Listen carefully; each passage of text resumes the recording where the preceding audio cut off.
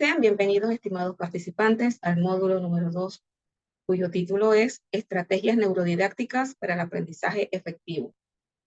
Del curso Neuroaprendizaje 2, les habla la profesora Edelmira Velázquez. Este módulo número 2 tiene como objetivo desarrollar estrategias neurodidácticas basadas en la comprensión de cómo la segmentación del contenido, la atención, la emoción y la memoria interactúan en el aprendizaje para implementar técnicas de enseñanza que se alineen con los procesos cognitivos y emocionales del cerebro, mejorando la eficacia en el ámbito educativo. Entonces, ¿cuáles son las estrategias neurodidácticas para el aprendizaje efectivo? ¿Qué son? Basados en la comprensión de cómo funciona el cerebro para optimizar el proceso de enseñanza-aprendizaje. ¿Qué buscan estas estrategias? Integrar hallazgos de la neurociencia con prácticas educativas para mejorar la retención, la comprensión y la aplicación del conocimiento. ¿Cómo lo hacen? A través del aprovechamiento de la plasticidad del cerebro y la creación de entornos de aprendizaje que se alineen mejor con los procesos naturales de la mente humana. ¿Cuáles son esas estrategias? Bien, una estrategia es el aprendizaje experiencial, es decir, que se fomenta la participación activa del estudiante mediante actividades prácticas y experiencias directas.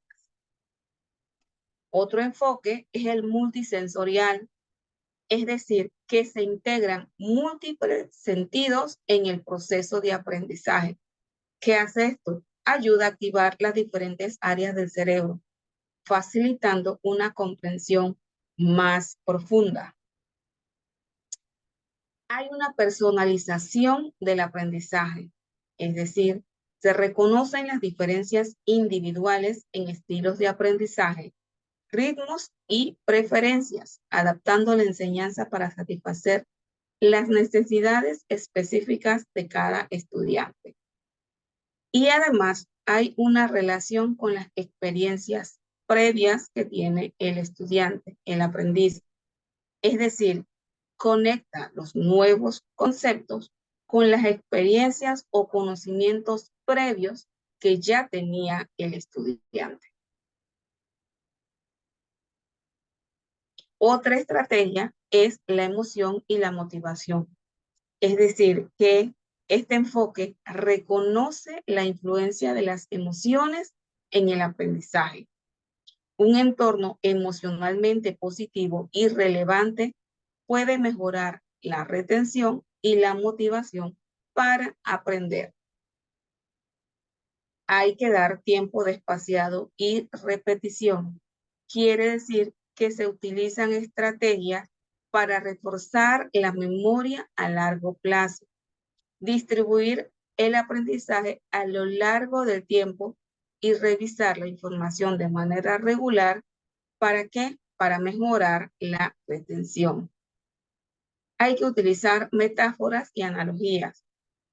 ¿Por qué? Porque facilita la comprensión de conceptos abstractos mediante la utilización de metáforas o analogías que relacionan la nueva información con algo familiar del estudiante. Sin olvidar que hay teorías que no explican el proceso de desarrollo y maduración del cerebro.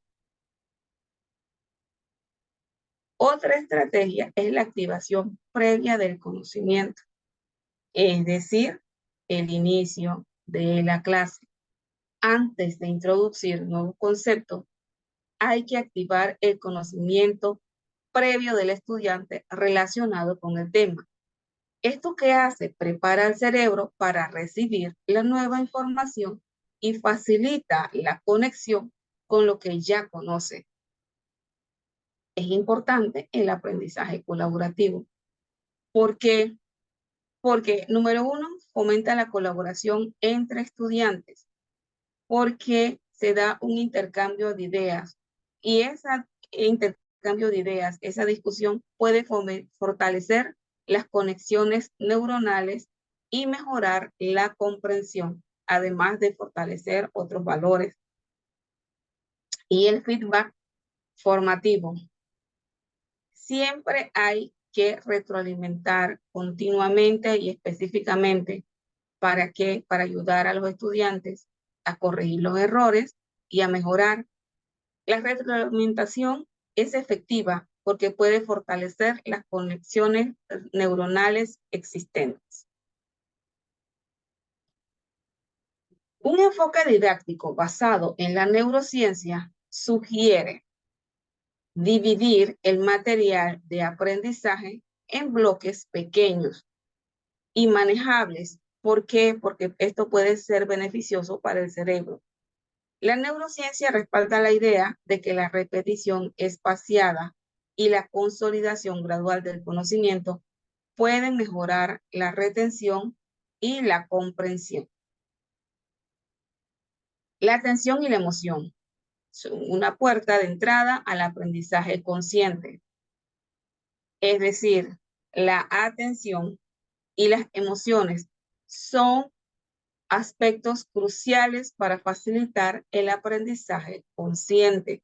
O sea, si yo tengo un estudiante motivado, está atendiendo, está motivado, ese estudiante va a aprender mucho mejor porque se conecta el cerebro con ese aspecto emocional de la persona. Si el estudiante valora a su docente, si tiene esa conexión con el docente, pues es más fácil que aquellos aprendizajes sean significativos. Hay aprendizaje. Entonces, también la capacidad de prestar atención es sumamente importante. La influencia de las emociones son fundamentales para el proceso de aprendizaje. Entonces, ¿por dónde empezamos a aprender? Lo primero que debe ser cultivando la curiosidad, sobre todo en niños pequeños, activando los conocimientos previos, es decir, lo que llamamos el diagnóstico. Debemos contextualizar el aprendizaje y llevar todos estos conceptos a la vida diaria. Hay que establecer metas claras. Estas metas claras son los objetivos. Y hay que crear un entorno positivo y fomentando habilidades metacognitivas. Es decir, que yo debo establecer reglas claras desde el inicio para saber a dónde voy, cómo debo actuar, qué espero lograr. Estas cosas sientan las bases para un aprendizaje efectivo y significativo, es decir, aplicado para la vida, que se queda en la memoria a largo plazo. La importancia de la emoción en la atención. Bien, las emociones influencian la memoria y el aprendizaje. Cuando las emociones intensas pueden potenciar la formación de recuerdos, el cerebro emocional puede fortalecer las conexiones sinápticas relacionadas con las experiencias. Funciona el sistema límbico, que es el responsable de las respuestas emocionales. Está estrechamente relacionado con la atención. Pueden actuar como un filtro, dirigiendo la atención hacia los estímulos relevantes para nuestras necesidades y metas emocionales. La regulación emocional y la atención sostenida influye en la atención sostenida. Es decir, un estado emocional equilibrado puede facilitar la concentración y el enfoque de tareas cognitivas. La influencia de las emociones en la toma de decisiones se dirige hacia aquellos aspectos que están vinculados emocionalmente a nuestras experiencias, afectando así nuestras elecciones y acciones. El efecto de la atención en la experiencia emocional. La atención puede modular la experiencia emocional. La atención selectiva puede afectar la interpretación y la intensidad emocional del estímulo. ¿Cómo se dan estas aplicaciones en el aprendizaje? Pues estas estrategias que involucren experiencias emocionales positivas pueden mejorar la retención y el aprendizaje de los estudiantes. La memoria y su importancia. ¿Por qué la memoria es importante? La memoria sensorial o la inmediata es la de corta duración y se limita a lo que podemos recordar mientras mantenemos la atención en lo que percibimos. La memoria a corto plazo o de trabajo es la más duradera y se mantiene por algunos minutos. Y la memoria a largo plazo o la secundaria es la que recordamos en el tiempo, durante meses o años, porque provoca modificaciones estructurales en nuestro cerebro. De allí la importancia de establecer ese vínculo emocional en el proceso educativo. En conclusión, ¿cómo se relaciona la memoria y el aprendizaje? Pues número uno, la memoria es la capacidad mental para codificar, almacenar y recuperar la información. Y sabemos que está estrechamente relacionada con la parte de las emociones. Por lo tanto, debemos cuidar la parte emocional de todas aquellas aprendices que están a nuestro haber. Hay que estudiar la memoria porque es retener palabras y conceptos. Sin comprender las relaciones que hay entre ellas, no hay aprendizaje. Es un aprendizaje a corto plazo, no significativo, porque no se comprende, no se retiene y no se aplica. El movimiento y el aprendizaje es fundamental. El aprendizaje incluye movimiento.